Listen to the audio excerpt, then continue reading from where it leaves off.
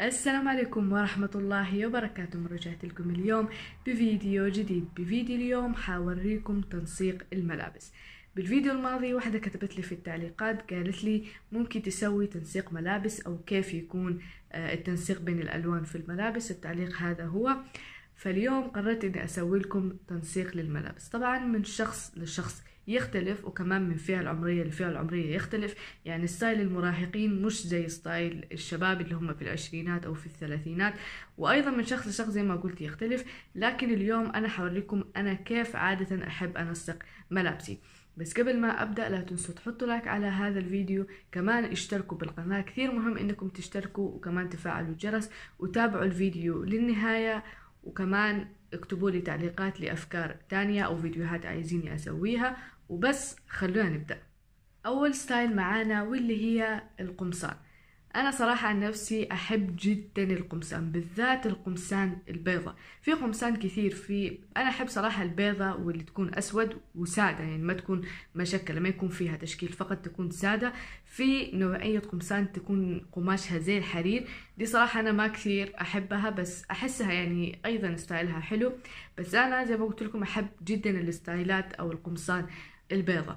بالنسبة للقمصان البيضاء ممكن تلبسوا معاها بناطلين جينز، لكن أنا أفضل إنكم تلبسوا معاها بناطلين واسعة، وده مناسب أكثر للبنات المحجبة، وكمان غير المحجبة عادي تلبسوا معاها بناطلين واسعة. ممكن هذه البناطلين تكون سادة أو ممكن كمان تكون مشكلة، وانا افضل في اللي يكون فيها اشكال انها بس تكون مخططه، يعني ما يكون فيها اشكال اوفر زي ورود واشياء زي كده، لا بس تكون مثلا مخططه. او مثلا البناطلين ايضا اللي تكون واسعه بس تكون كده منقطه، مثلا ابيض باسود، كثير انا احبها. ممكن تلبسوه يعني تخلوا القميص محشي جوا البنطلون او تخلوه برا عادي. انا افضل اني البسه من جوا، فعشان بالنسبه للبنات المحجبين احسن لو انتوا عايزين تحشوا البنطلون من داخل تحشوا القميص داخل البنطلون احسن يكون واسع. وبالنسبة للشنطة أنا أحب الشنط اللي تكون قصيرة زي الستايل اللي حوريكم إياه. هذا هو الشنطة تكون أحسن تكون قصيرة بدل ما تكون يعني طويلة. ثاني ستايل معانا واللي هو ستايل الجاتيكات. أنا ما كثير ألبس جاتيكات، لكن أكثر الجاتيكات اللي أحب ألبسها واللي هي الجاتيكات اللي تكون يعني زي الرياضية. أحبها لعدة أسباب، وأهم سبب فيهم إنها كثير مريحة. الجاتيكات أو اللبس الرياضي عادة يكون جدا مريح أكثر من اللبس العادي، وأنا صراحة أكثر شيء يهمني في الملابس غير إنها تكون يعني حلوة ومتناسقة مع بعض أيضا تكون مريحة. وأنسب شيء في الملابس المريحة هي الستايلات الرياضية.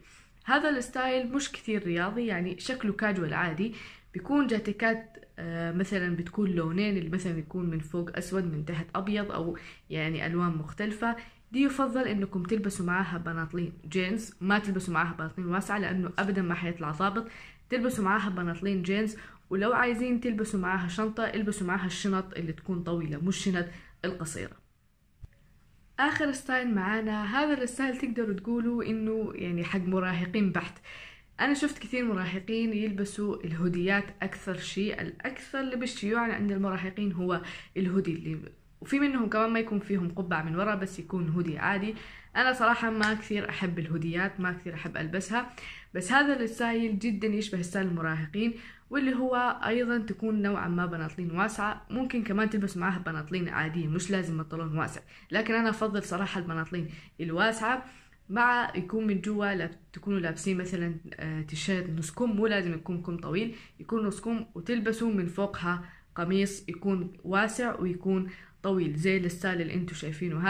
هذا الستايل انا ما كثير احب البس فيه شنط، افضل انه يكون من غير شنطة. بس لو انتوا عايزين تاخذوا شنطة تقدروا تاخذوا الشنط الطويلة تناسبوا اكثر، ممكن تحطوها يعني بهذه الطريقة او تحطوها بهذه الطريقة. مع هذا الستايل انكم تلبسوا جاكيتات جينز. ده اللي انا شفته عند الاغلبيه لما يلبسوا هذا الستايل، الجاكيتات اللي من فوق تكون جاكيت جينز. انا ما كثير احب جاكيتات الجينز، فعشان كذا افضل اني البس قمصان طويله. جربت اني البسهم الاثنين وحبيت القميص اكثر، فانتوا جربوا وشوفوا ايش طلع معكم افضل، هل الجاكيت الجينز او القمصان الطويله او جاكيت عادي. بس هذا كان كل الفيديو. اتمنى الفيديو عجبكم، اكتبوا لي بالتعليقات لو عايزيني اسوي افكار جديده وان شاء الله حاقراها واسويها. لا تنسوا اللايك والسبسكرايب والاشتراك والكومنت. كان معكم آسا. See you at next video. Bye.